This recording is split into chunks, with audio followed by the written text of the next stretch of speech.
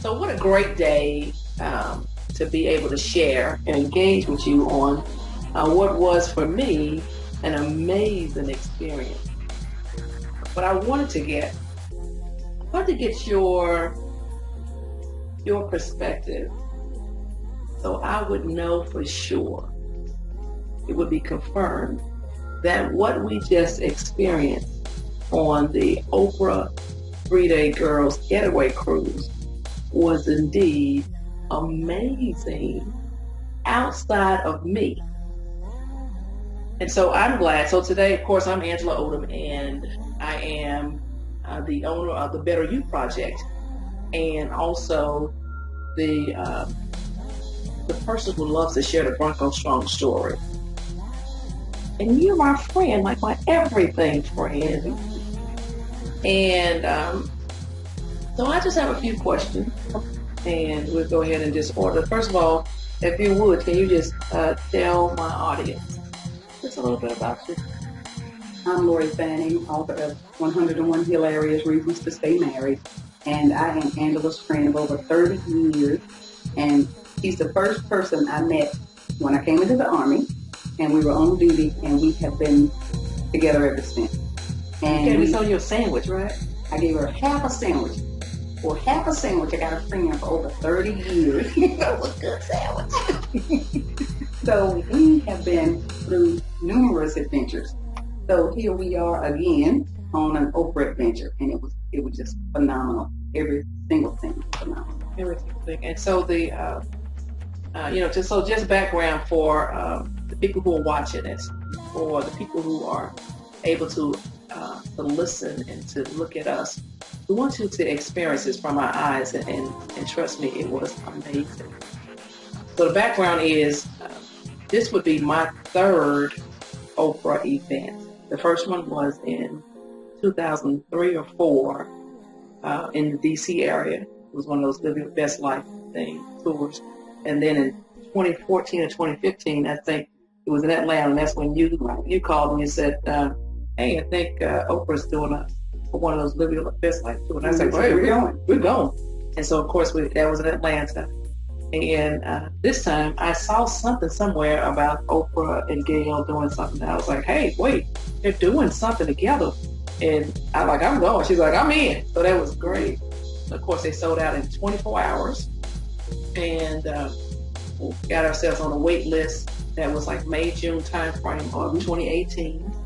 And we paid the deposit. The wait list went through November. We were given 24 hours to make all the arrangements and to accept the condition. We got on the three-way because we live in 2 different states. Got on the three-way, talked to the lady. Oh, now. Yes, and we made all of the arrangements, paid the full price, and we were just so grateful to be off the wait list and be on the list to go. So we wasn't concerned about which cabin we was gonna be in, what day. We didn't have the flights, we didn't have any information, but we're going. That's right. Going. And so we just returned. So at the time that we're doing this interview, we have just returned.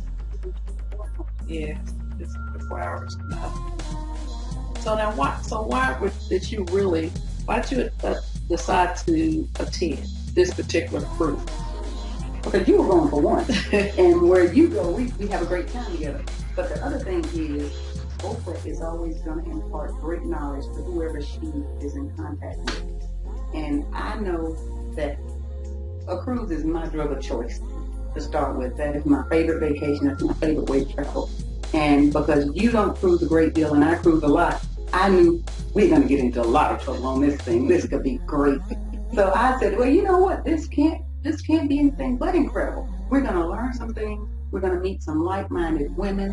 We're going to see Oprah. Yes, and Gayle. Yeah, this was a great thing. Yeah. So it was a no-brainer for me. Yeah. We're going. That was my first thought. And so what was your overall impression of the experience? My overall impression is that this is a very high bar. Out of all of our adventures, this bar is going to be something to how can we reach this plateau again? What are we going to do next to match this? And my overall impression of this, Oprah took care of every single detail. Holland America took care of every single detail on this cruise. Little things that you didn't know you needed, they were there. You know, I was so impressed with, and you get a gift every day. We love it. We love gifts. And there was a gift on our bed every day from Oprah. Yeah. We brushed that. What do we have? What do we have today? So that really impressed me. And that wasn't even needed because of the knowledge we gained every day and meeting the different women. I was just impressed with the openness. And when we talk about utopia, I was like, this is what God meant when he said, love your neighbor as you love yourself. Because all of those women were loving on us. All the women come up and hug you. And it wasn't an issue of what you do or who you are. It was just a loving group of people, a very kind group. For so many like people who it seemed to me that everyone came with the same expectation to be filled up, to be surrounded by people who would accept them without judgment the first second they saw them. It was as if we were on board with all of our systems. That's right. and it was so loving that you never knew if you were talking to the CEO or the janitor. Right. That's what I love. Everyone was treated so well. It didn't matter what their background or where they were from. I love that about that fact. So what brought you the most joy? Oh, my sidekick. And the most joy is when you learn something and the light bulb comes on and it's somebody, you like, and they know your story. Some people don't know your background. Right. And we talked about other things more personal that struck us. And because you know my story, that was really interesting to me to say, Angie, all these years you've been saying this to me. And Oprah just said it again. And I heard her. And you're like, I've been saying it 30 years. Or sometimes it takes a moment for the light bulb to come on. So really to have that experience in 30 years down the road when we're sitting on the porch and I can say, hey, remember that time? Mm-hmm. So that to me is important because as I build memories with my girls and as I build memories with you, we'll be able to go down the road and look back and say, remember that time we did this? So to me that was a really important piece. Because, very few people came by themselves, but they didn't leave by themselves. Right. And most people came in one way and they left another way. Yeah. And it transformed by the experience. So as far as the cost, the opportunity cost, the economical cost, the time cost, what do you see as the cost associated with this particular trip? I think it was priceless to me because I knew what I was gaining from it. And I try to make sure that we have time as a team. We have time just between us. And we will say, we'll have that vibe and I'll call you and you say, I was just thinking about you. And you'll call me and I was just thinking about you. So that to me was important that we get that time. And it was priceless because my children will gain so much from what I learned. And to make sure that they, and like Oprah said, every life that she touched, as she touched my life, I'll touch my girl's life. So there wasn't a price. I think I would have taken a loan out. Yes. Because for what that is, because if we buy a material thing, we'll use it and it's gone. And if we have an object, we may use it and lose interest. But the lessons we learn will go on and we'll pass those to the children. So it was a priceless experience to me. It was. Quite frankly, to be fair, I didn't know how much it would cost. I just knew that I would sacrifice anything else for the financial cost to go. I would do without something else so that I was able to afford to go financially. But I knew that I could not afford not to go. And I heard, don't sacrifice what you need later for what you want right now. So I didn't want to say, just buy frivolous things, but that goes for the long range. What I was getting with that session with Oprah, what I would get out of that experience is what I want for the long haul. Those life lessons that I'll be able to pass on to my girls. Right. And so all of the, and you, knowing you for all these years, what I observed from my vantage point really is that, if you could see like snow caps, you go from snow cap to snow cap being experience to experience to experience to experience. Whereas other people might sit at home in their neighborhood or in their somewhere in one place and say, I wish I could do this, or maybe I'll do this. One day I'll get to this. And you're the person that I know that's actually doing it. You are, what is that you said to me? That you are engaged in extreme self-care. And so if it is going from experience to experience to experience, and this one experience, for some people, this is the experience of a lifetime. And what I observed is that you have several big experiences for the lifetime. And you have people in your life that you will say, intentionally say, I want you to go to this trip with me. I'm going to go and see this concert, and you invite people to come with you, or you invited to those things. And those are, for those people, that is an experience of a lifetime. And for you, it is a way of life. And so for me, for this particular experience, I'm grateful that we did it together. I'm very grateful for that. I know for me, it's just like huge. And I know for this moment, for you it is huge. But what I know of you is there is another huge experience just on the horizon. And so, all the programming, because, we both expected for the programming, the daily activities to be top notch. We expected them to be well organized, to have, to be the gold standard, because this is Oprah's event. We knew that Gail and Oprah together, my God, we just expected greatness. And that's what we got. But for all of the different activities and programs, which one do you think was the most beneficial to you? Or was it just one, or was it several? Well, actually, it was the conversation. The conversation with Oprah, where she shared something that she said to her mom. And over the 30 years that we've known each other, you have constantly talked with or about your mom every day. Or there has been something about you that's adding it every day. And I would get that over 30 years. And when Oprah said, I said to my mom, she may not have been the mama that I wanted sometimes, or the mama that I thought I needed.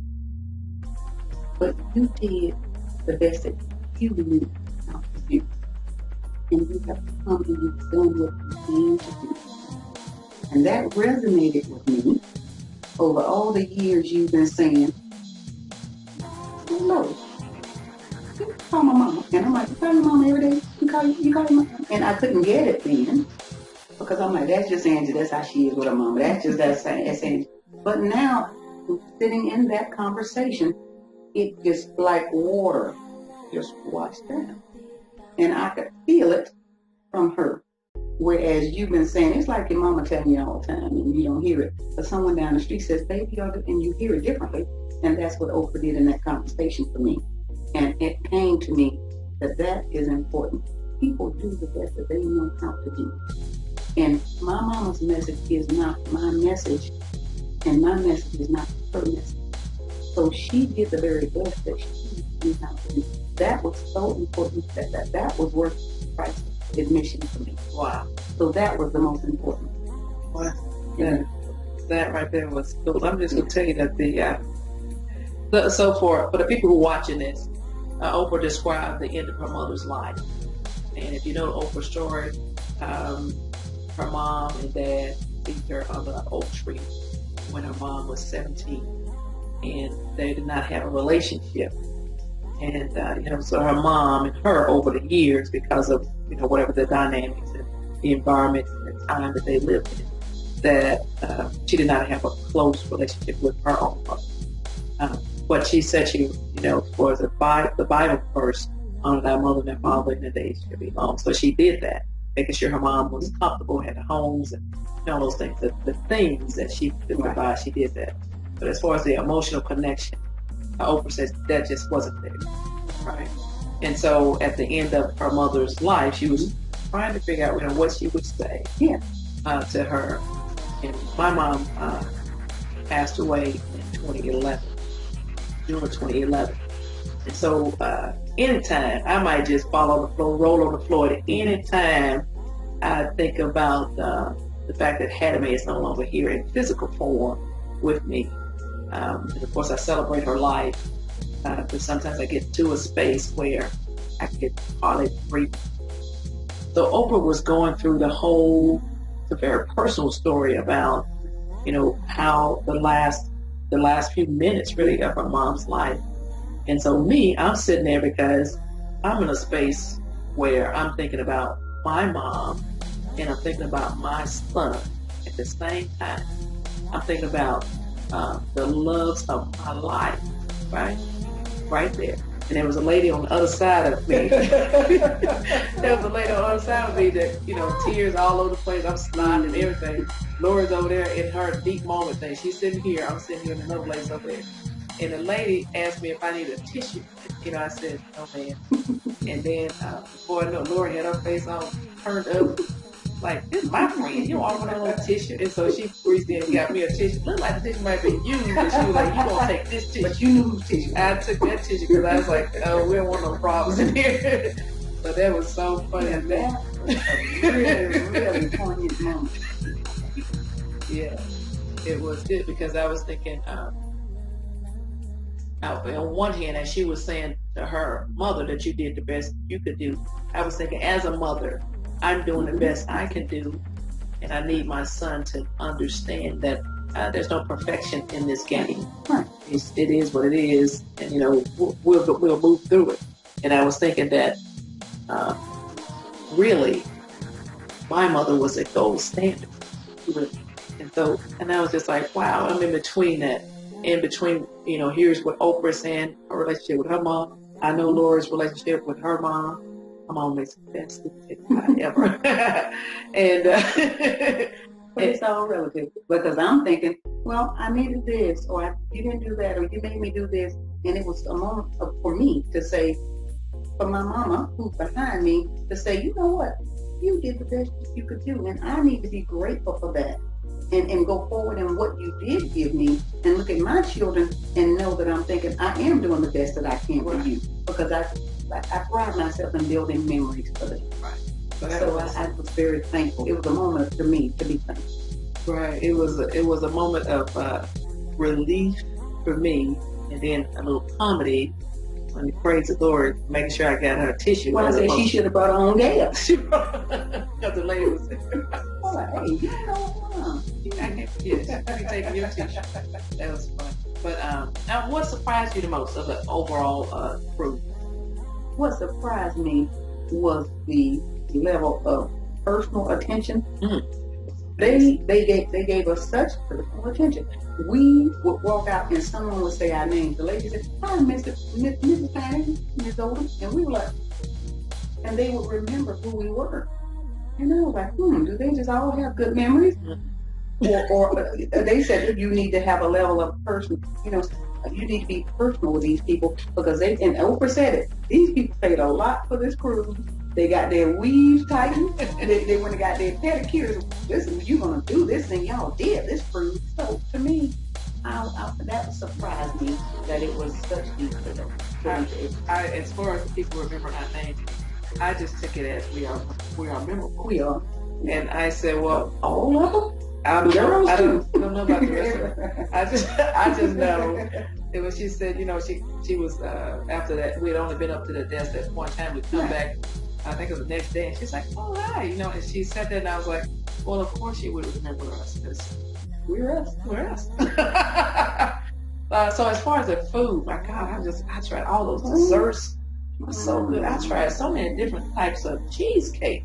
Oh, that was so good. But what food did you seek out? My smoked salmon. That is my cruise breakfast of choice. Yeah. They go a lot. and I really love a lobster tail. So those are the two things I always seek out, and they were absolutely delicious. And tell the story, the lady said she was going to lick her plate. So we had the opportunity to sit and eat with different people each night, and then for lunch also.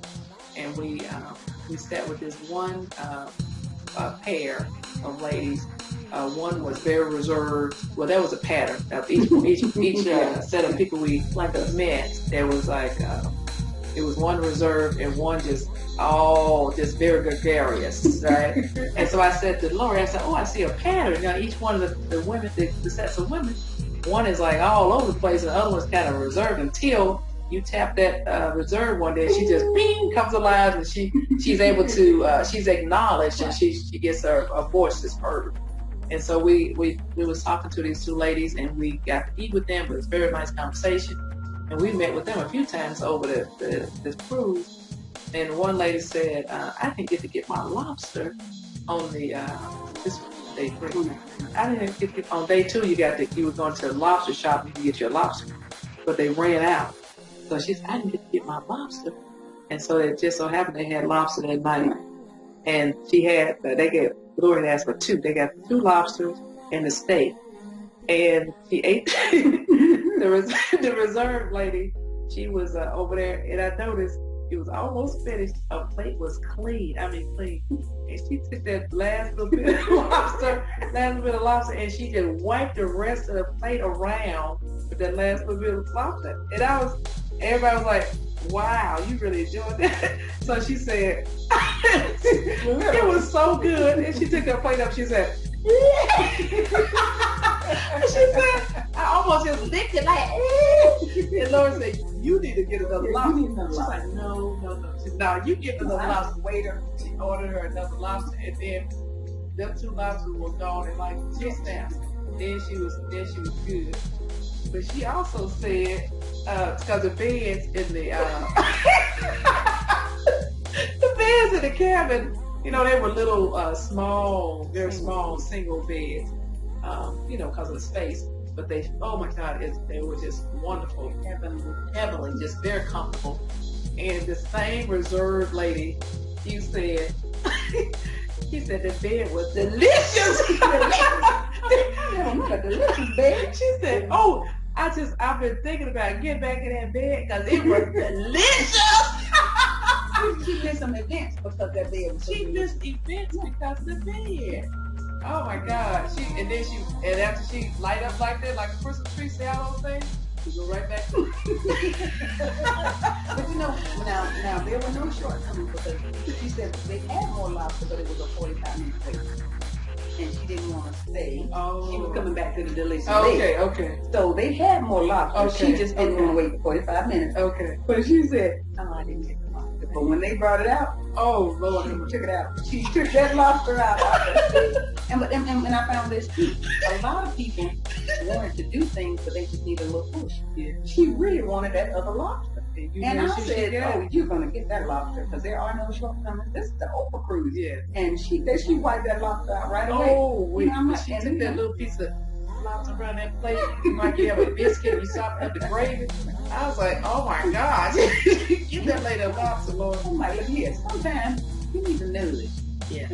Sometimes nudge my friend. Yes. Come on here. Yes. And that just brings, if she didn't want it, it wasn't going to go to waste. She said, "Gee, why nobody get that lobster for her?" That was so cool.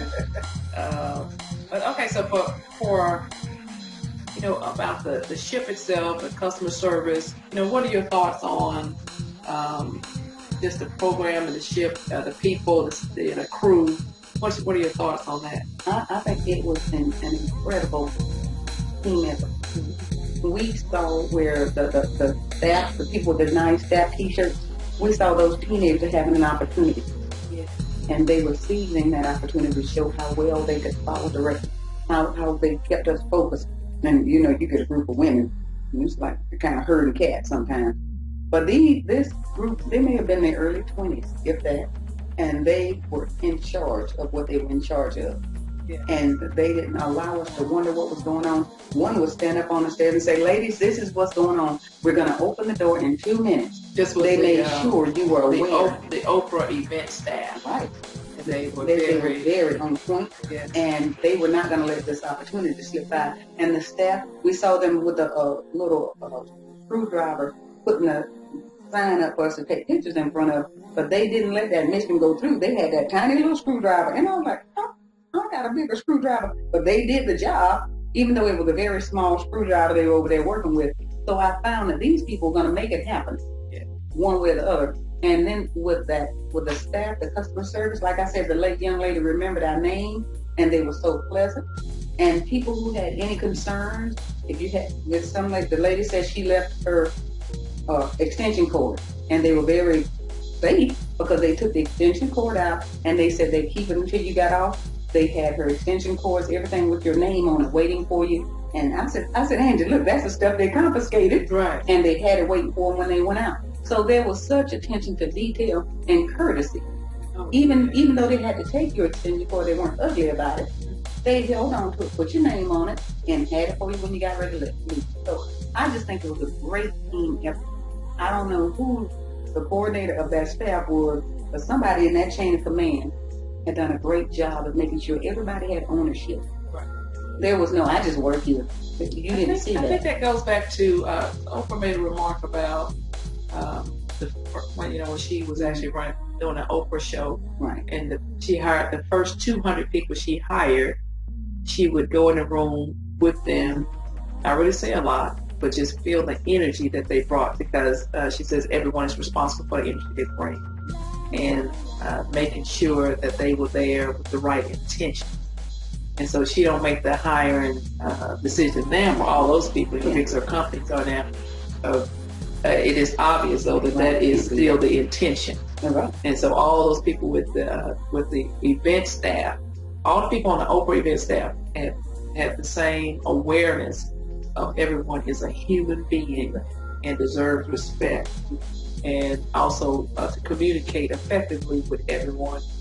And so that's the Oprah event staff. And what I noticed was the Holland America Cruise staff, because I kept saying, you got one job. Inside of the dining room, they would have one job. One person would make sure if you wanted coffee, somebody would come by if you asked you for drinks.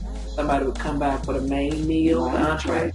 So they had one job, and they were very efficient in that one particular area. And anywhere else on the cruise itself, the ship itself, you would notice that.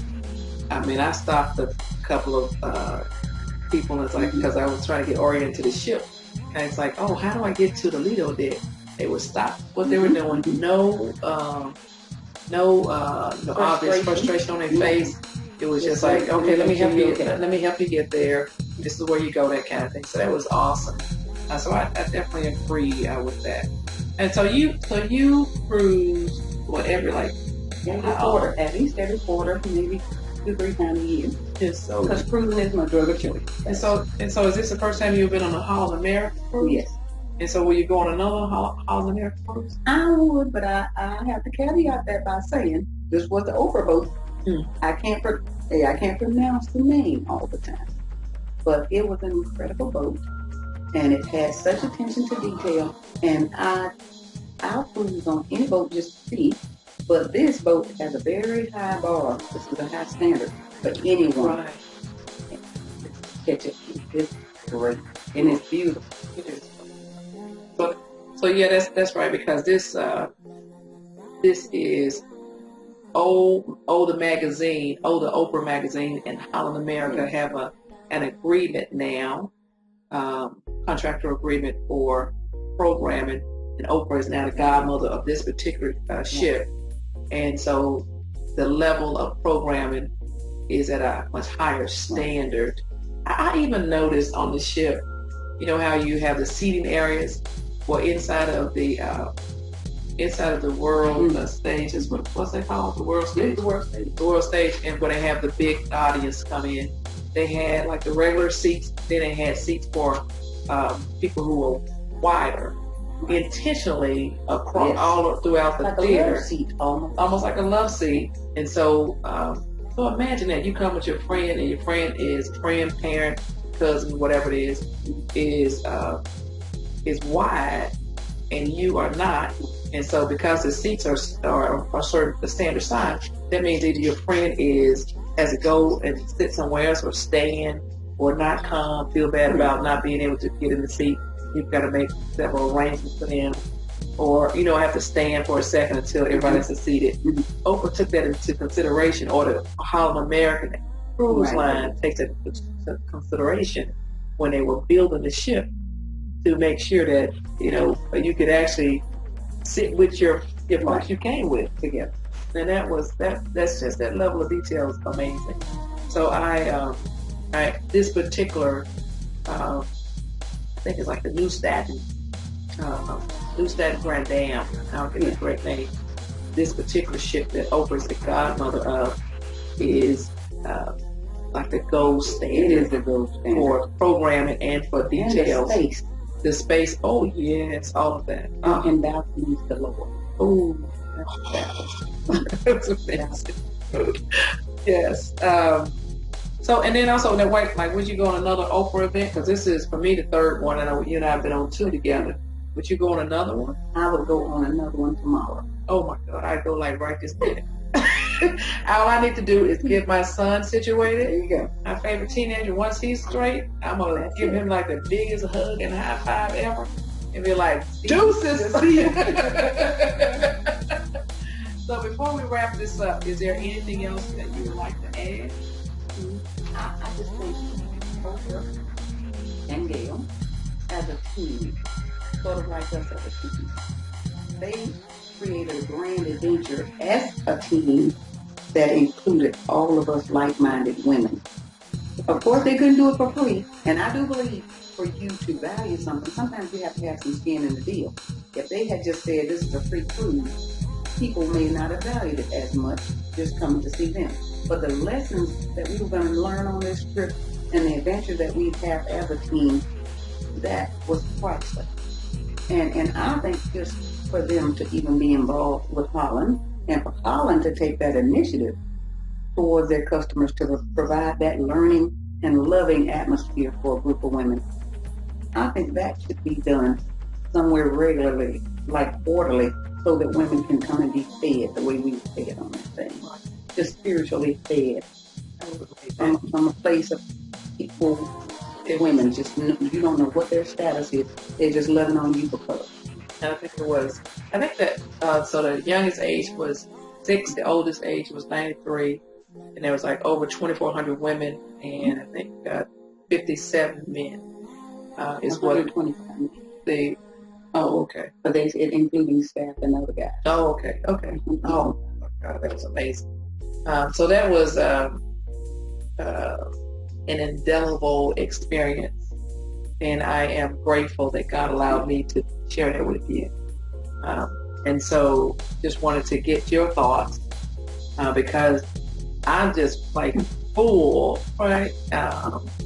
And one of the things that I have decided to do is to be more present, and this allowed me to do that, to be more present, like just to be able to engage with people without saying, okay, well, I got something, I'm distracted, or I got something else to do. No, go have conversations with people, get up and dance, get up and we dance, and just meet people where they are.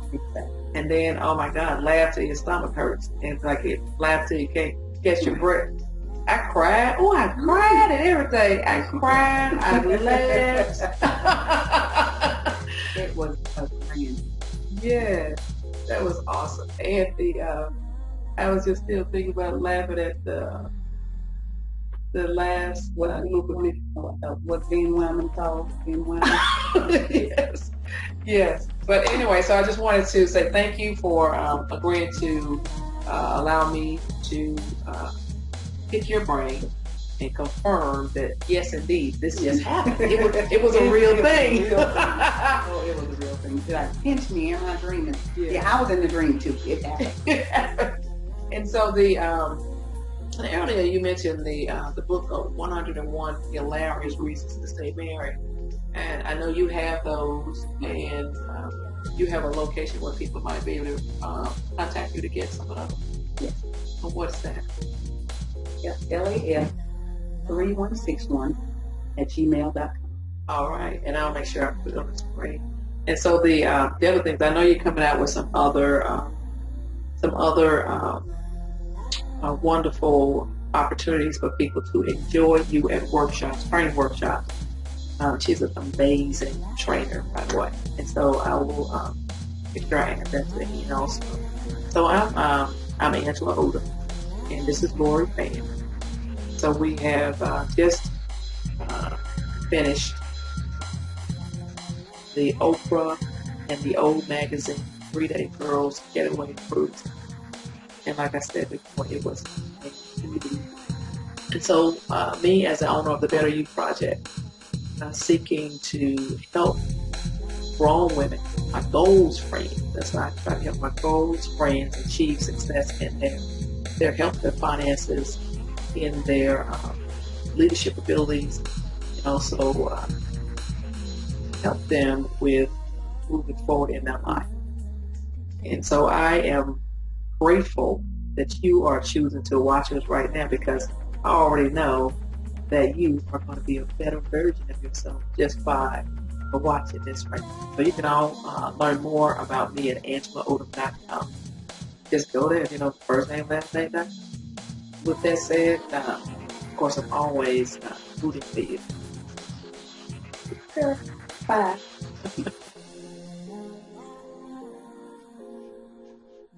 Come in.